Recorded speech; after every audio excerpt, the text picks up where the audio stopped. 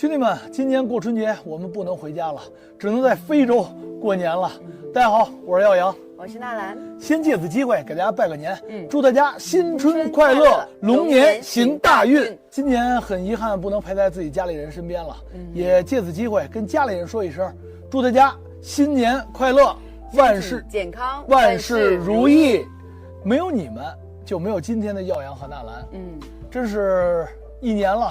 很多人跟着我们穿越非洲，担心挂念，也会有很多的问题想问我们。今天就借此机会跟大家一起聊一聊。首先我估计很多人会很好奇，为什么我们春节不能回家？不就买张机票的事儿吗？车放这就完了，是吧？对。但实际上是这样啊，就是我们的汽车出国是有年限的，2年。我们现在差3个月就满2年了。对。所以我们现在要赶紧快的抵达我们最终的目的地南非。现在距离南非还有好几个国家。对，而且我们不光要开车，还要沿途拍摄，还要剪辑。这对于我们来讲，时间是非常不够用的，争分夺秒。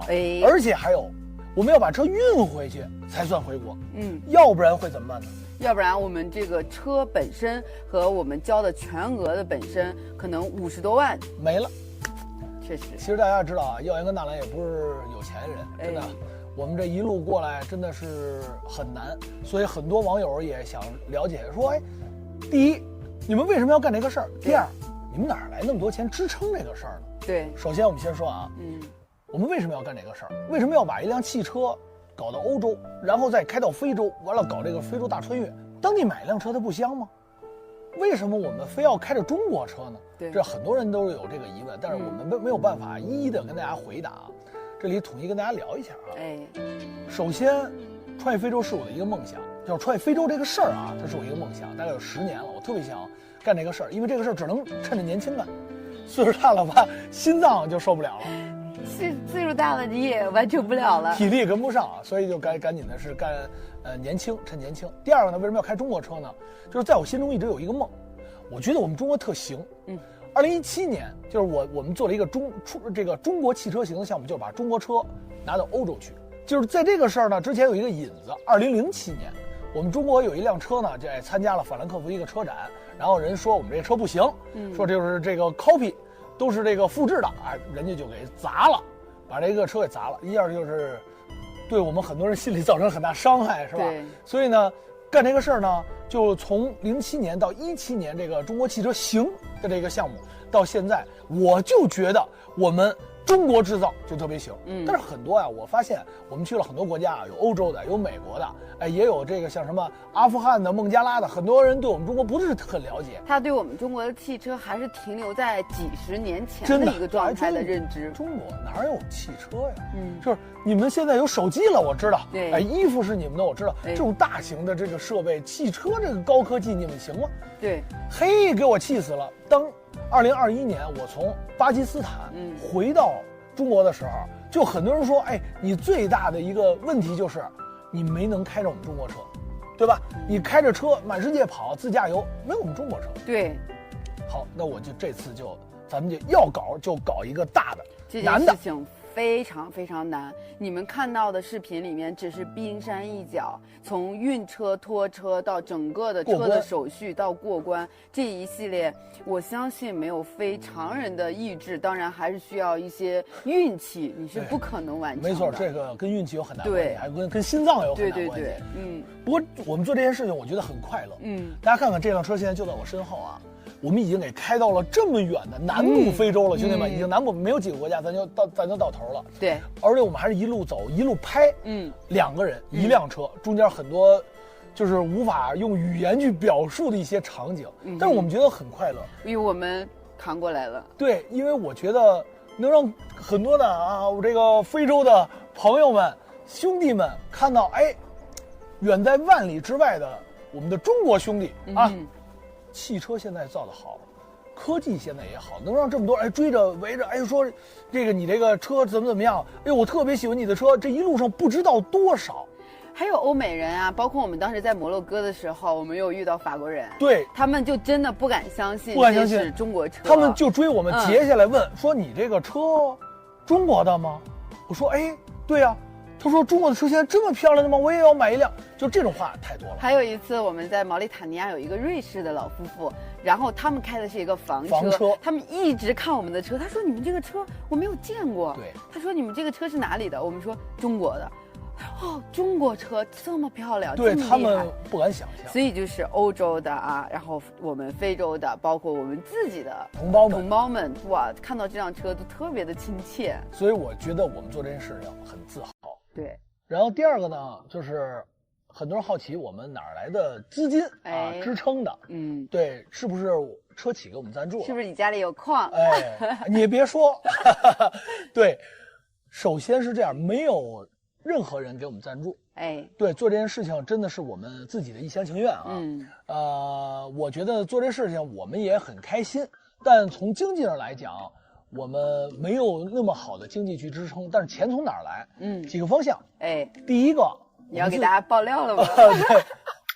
耀阳第一次啊，要跟大家爆他的小金库了。对，首先原来我跟纳兰我们是开公司的，我们一共开了3家公司，但是受到疫情的影响以后，我们这公司就开不了了。对，我们有广告公司，有旅行社，完了他是做国际机票的，然后我们还做海外婚礼，对，就是种种的吧。原来有一些资本的积累，然后相当于借着疫情的功夫呢，就是说，那我们就实现一下我们的梦想吧，对吧？完了正好做一下自媒体，这样的话能在实现梦想的过程中能记录下来。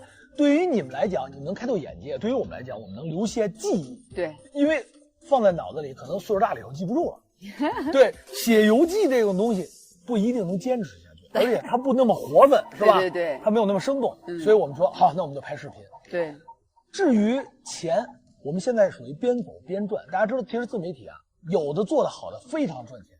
不一定跟粉丝有关系哦，不一定啊，特别是很多人做直播带货做得特别好，一场可能上百万，这可能都是我们不敢想的，对。但是我们来说，我们没有把钱放在第一位，我们希望能把这个事情做好，对，我们能把这个，因为我们做这个事情本来确实比较难，既然难，我们就要更要做好，做好了以后，对我们来说是一个很好的一个记忆，所以第一件事先把事儿做好，然后钱能赚。就择赚，就无论是大家也知道走非洲的时候，可能我接不到那么多的什么广告代言啊，什么商片邀约呀，确实比较远，接不到，所以我们也是零星的，有时候带货，有的时候做广告，也仅此而已，基本上也就是这样。但是目前来讲的话，我们的开支肯定是超于我们的收支的。对，这件事又引出一个什么事儿？我们不是背包游，我们可能住的地方大家看到啊。跟大家透露一下啊，我们现在住的是某国开国总统的家里。对，就是这个后续，我觉得后续咱们单出一集跟大家具体聊，今天就不过多解释了。反正钱来说就是有就花，就是各种办法，在我们国外要是能做点生意，我们也要做点生意，对吧？您这旅途的过程中咋做生意？请问？先摸好门脉啊，对吧？刚才说没准你家里有矿，昨天我们刚从矿场回来，你看上黄金了是不是？这么大坨的黄金，不能先不剧透，来进行下一个啊。有些朋友问我们，为什么老要去那些特别危险的地方？就是看人家也拍，我们也拍，总感觉看我们的视频特别揪心。什么一会儿爬火山吧，一会儿南苏丹寻找巨人族部落吧，一会儿原始部落又去索马里。说你们胆儿也太大了，为什么老去这么危险的地方？首先是这样啊。就是我们俩原来去过，我的这个已经是我去过的第114个国家了，这应该是纳兰第60几个国家，差不多快70个吧。对，他比我少不到50个。我们很多国家我们已经去过了，就是普通的旅游我们已经走过了。而这次出来呢，既然又来了这么比较小众的国家，我就希望能够深挖一下。还有一点，我们是媒体人啊，我们是旅行自媒体啊，我觉得我们的责任，我们有一定社会责任，因为有一定粉丝了，兄弟们，今年突破500万了，要500万了，有一定社会责任。我希望能给大家带来的不是一个情景剧，不是一个就是说就拍我今天我吃喝拉撒的这种，而是希望能让大家看到更多不一样的这个世界。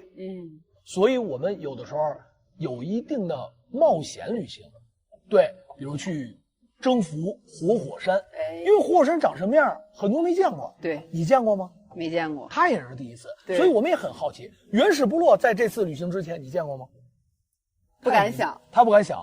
我之前来过，但是我知道这个东西他一定会喜欢，因为他没见过，所以我就希望能够去一些在风险可控的情况下，能够给大家带来一些不一样的视听感受。主要是这些文化它是即将消逝的。对，你们现在看到耀阳拍摄的这些，我觉得可能几年或者是10年以后，这些东西就没有了，就变成资料片了。对，所以我觉得这是我们做的很有意义的一件事情，就是我们能把这个即将消逝的一些文化也好，然后这些流传很多年、上千年的这些文明也好，我们给它用这个视频的方式记录下来，就是我们粉丝们常说的一句话，就是看耀阳的视频就相当于我走遍了世界。真的，我觉得这一点我真的特别的开心。对，能让这么多粉丝朋友通过视频开阔眼界，这也是我们两个的荣耀。对，也是我觉得现在目前为止是我们的一个职责。好多人说，你去这么多危险的地方，为什么非要带着媳妇儿呢？你自己去不就完了吗？这句话、这得追溯到2021年的9、10月份。我刚从巴基斯坦回国，这个时候一直是我之前就是我前2天翻我自己的视频，我有一个视频是2021年的9月份在隔离的时候剪的。对，然后现在的人还能刷得到，还能留言，就是说，哎，为什么你当时没有介绍纳兰？因为纳兰那时候还没出现。我以为你说我还没有出生，还没有出生。后来为什么变成2个人了？为什么我要带着他？因为如果要不带他，可能我们2个都走不到今天。这是实话啊。他跟我说，他比较刚的啊。你们别看他长得很女人，他可能比较刚。你2条路选择，要不然离婚，你现在出去；要不然你把我带上。咱俩如果再分开，咱俩就没法继续往前走了，因为他跟我之间吧，就是这个爱情释然。因为当时我们俩分开的7个月的过程呢，就是当时耀阳在外面经历很多风险，他总是在跟我传递一些，就是也不说传递，就是我能看到他的一些风险。我在家里就经常的就是魂不守舍，然后就是我觉得那段时间其实挺艰难的，就是我很担心你，但是我又很无能为力。我觉得那段时间就是很艰难。我就想，与其我整天的这种担惊受怕，我不如跟你一起。那你不怕吗？不怕。其实当时我第一次去阿富汗的时候，我有意把他留在俄罗斯，留在一个我朋友的家里，然后你怎么跟我说的？我是要死一块嘛。我既然已经跟着你选择出来了，那我不能说危险的地方你去拍，然后不危险的地方我再跟着去。我觉得这样，反正不是我的性格。他的性格真的也比较刚一点，就是有的人觉得他像男人，性格挺像男人的，很像。性格挺像男人的。他在阿富汗有一次，我们遇到了一个极大的危险，已经到了生死边缘，一刹那，对，害怕他是绝对的害怕的，就是真的吓得已经在车底下趴着，就到这种程度了。但是他当时跟我说，其实我已经做好了准备了，我做好准备了，我们做好了一切的准备。对，然后这个。我让他把拍摄的那个手机，我说关机扔到雪里，如果出现问题，来年开春捡到手机，然后还能帮我们报案，还能报个警。就当时我去问他，我说我这结束了以后，我心都突突。我说你害怕吗？他说我害怕。但我说你后悔吗？我不后悔。当我跟你出来的时候，我就做好了一切的准备。就当时他跟我说这个时候，眼泪歘就下来了。真的，我这真的是，我觉得我娶了一好媳妇。别自夸了。行了，大过节咱不说这个事儿啊，咱们说下一个啊。很多人问我们今年计划是什么？2024年的计划。后来慢慢的，我觉得思想有转化的一个原因，就是悟出来一点点，跟你还差很多。别，真的，我觉得我还是需要大量的米的。是，赚钱快乐一会儿，花钱其实也快乐一会儿，但是如果做了一个有意义的事儿，你可能会快乐一生。对，是这么个理儿哈。对。那我们的计划是结束了非洲以后，先回国稍作休整以后，我们再继续踏上旅途。至于这个旅途是南美、北美、中东还是欧洲呢？在这里我必须要卖一个关子。敬请期待。但是放心，这个生命不止，脚步不停，这就是耀阳和纳兰。好了，兄弟们啊，在这里也不多占大家时间了啊！再次祝大家新春快乐，我们来年见。